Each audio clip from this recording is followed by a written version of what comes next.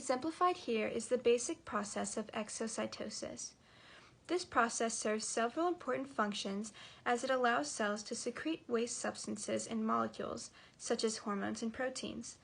Exocytosis is also important for chemical signal messaging and cell-to-cell communication.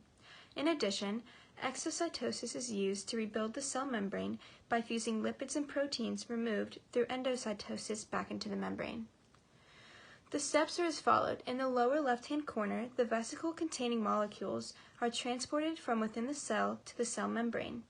Next, in the second stage, the vesicle membrane attaches to the cell membrane. Finally, fusion of the vesicle membrane with the cell membrane releases the vesicle contents outside of the cell.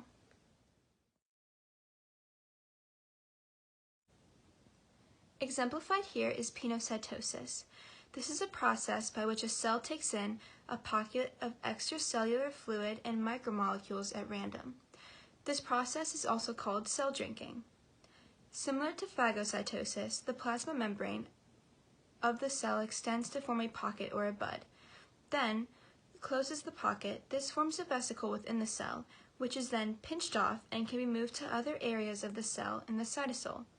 This form of endocytosis is important because it can transport extracellular liquid through the cell without it interacting or affecting the cytoplasm. Exemplified here is facilitated diffusion, which is the passive movement of molecules across the cellular membrane via the aid of a membrane protein. It is utilized by molecules that are unable to freely cross the phospholipid bilayer, for example, polar molecules and ions. This process is mediated by two distinct types of transport proteins. In this example, we have channel proteins. In the first step, the particular molecule can bind to a special protein channels in the plasma membrane. The second step, the protein channel helps facilitate the diffusion within the cell without requiring energy. The molecule is then released onto the far side of the membrane. Protein channels transport only certain molecules across the membrane, but will take them in either direction.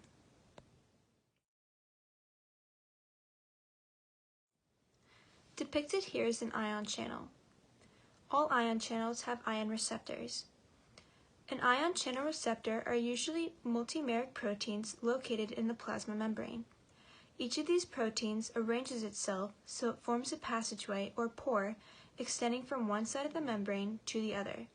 These passageways or ion channels have the ability to open and close in response to chemical or mechanical signals from the ion channel receptors.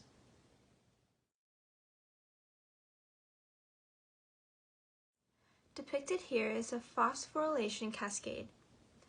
This is a sequence of events in which one enzyme phosphorylates another, causing a chain reaction leading to the phosphorylation of thousands of proteins. This can be seen in signal transduction of hormone messages.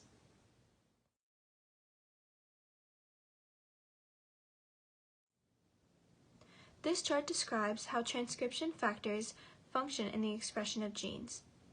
Transcription factors can activate or repress the transcription of a gene, which is generally a key determinant in whether the gene functions at a given time.